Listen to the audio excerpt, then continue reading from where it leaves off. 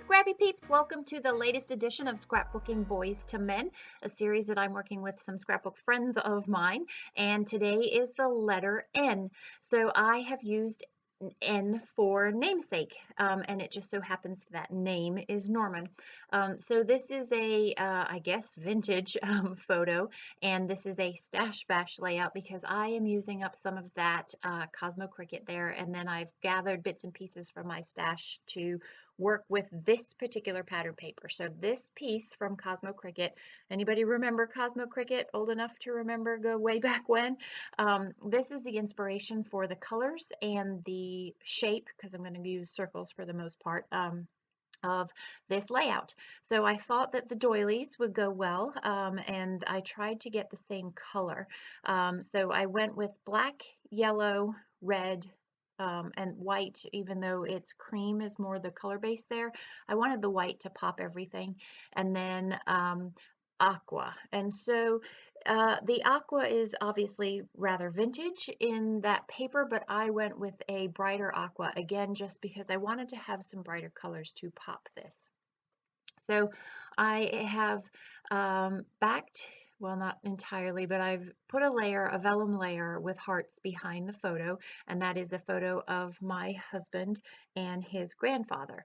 And so his grandfather's name is Norman Douglas Nunn, and Michael's middle name is Norman, after his grandfather, and so that's why we have the title Namesake.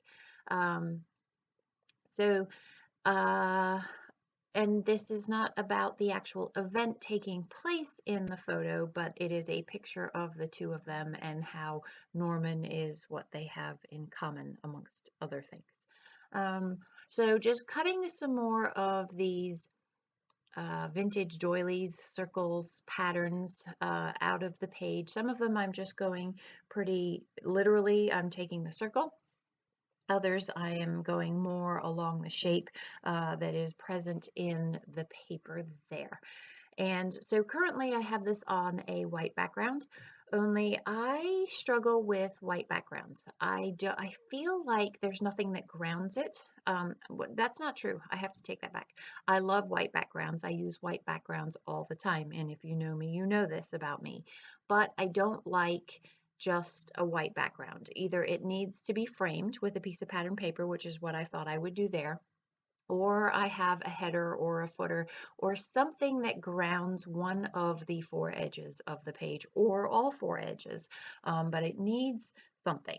So what I've done is, as I've used, this is from that same collection, and honestly off the top of my head I don't remember the name of the collection, but this is from that same collection, and so I'm using that heavy black to just provide that grounding that I'm looking for.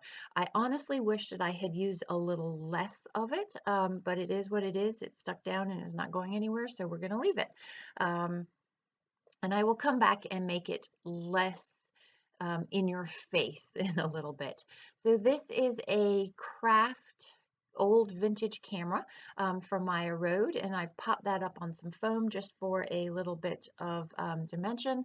If you know me, you know I like dimension on my layouts, and so I'm just sticking things down as I go.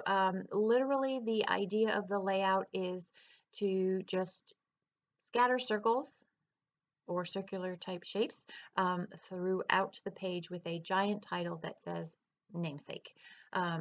So the idea of this series, it's Scrapbooking Boys to Men. We are working through the alphabet, and each time that we share a video with you, that video is based on the next letter of the alphabet. So for example, I did A, and I can't remember what I did for A, but scrapbooking in a masculine theme, and using the letter as inspiration for our page. So like I said, today N is for namesake, and today Sarah is joining me, Sarah Scraps, so be sure to head over to her channel and see what she did for the letter N. Christy had planned on joining us, but she had some family issues come up, so she will jump in when she can. We are sharing our layouts on the second and fourth Tuesday of every month. So be sure to stay tuned for the remainder of the alphabet. So these are some really old chipboard stickers. They are from, who are they from? I'm trying to reach them for you. These are Fancy Pants from the Life is Beautiful collection. I have had those in my stash for a long time, and they are absolutely just perfect for this. The adhesive isn't great, and in fact, my N has gone flying, and it's somewhere in my room. And so I will find that at some point and reattach it with liquid glue, but I did go in and stick all the other letters down. This is a really, really old My Mind's Eye rub-on. Anybody remember rub-ons when they were the thing? But I love the way that the bold hearts, hand-drawn hearts, just add that black, and really, I think they make that photo pop. So I'm going to go through various bits and pieces and various rubbing to get those stuck down. I did save that space underneath what's namesake in the photo for my husband to do the journaling. And uh, we got facts. We got Norman Douglas Nunn, grandfather to Michael Norman Bishop. So we will, and I got told off because I gave him textured paper to write on too. So we will have to work on a mutual understanding of what journaling means, and hopefully move to something a little more feeling oriented. And then we will work on writing on textured paper. But he did write on the layout for me, so I am very, very impressed. The other thing that I did want to point out is this is actually a vintage photo. So this photo was taken in July of 1972, so before I was born. And I scanned it in using my new Canon large format printer and then printed it out, and it is absolutely amazing. I did not have to do any touch up to it whatsoever. So highly, highly recommend this printer if it is not something that is already something you are aware of. So I put Norman underneath namesake. You can see I used some really old, I believe that those are Seven Gypsies, or no, is that Seven Gypsies? That might be Jenny Bolin stickers. And so it's a border, and I put Norman underneath namesake, and it is a very different blue, sky blue, aqua, mint, whatever color you want to call this. But I'm okay with that because, again, if I had stuck with all of the vintagey, worn out looking things, the whole page would just look worn out, or that's the feel that I get when I look at the page.